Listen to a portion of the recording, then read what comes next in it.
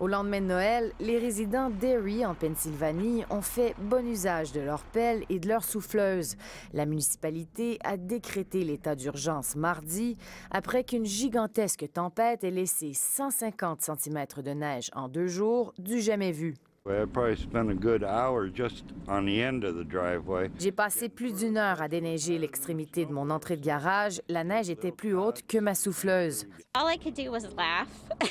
Je ne peux qu'en rire, explique cette femme qui a passé la journée à déneiger son véhicule. La bord des monstres a été causée par l'effet de lac, un phénomène météorologique qui se produit lorsque des masses d'air froid balaient des eaux plus chaudes qui ne sont pas recouvertes de glace. La friction rend l'air froid plus humide. Cela fait monter la vapeur d'eau qui gèle et se change alors en neige. En Ontario, ça serait comme aujourd'hui, par exemple, ça serait les secteurs au sud-est du lac Huron, de la baie Georgienne. Lors des vents d'est, ça peut être Toronto et Hamilton, Burlington qui pourraient être touchés.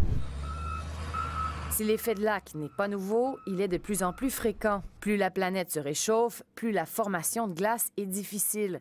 Elle dure aussi moins longtemps.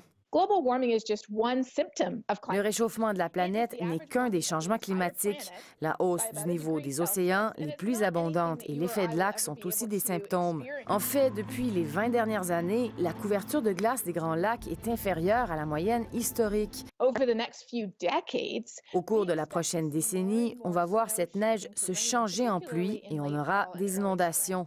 C'est pourquoi, ajoute-t-elle, il faut agir maintenant pour contrer les changements climatiques. Entre-temps, les Pennsylvaniens devraient pouvoir souffler un peu. On prévoit moins de 10 cm de plus dans la région d'ici dimanche. Ici, Natacha McDonald-Dupuis, Radio-Canada, Toronto.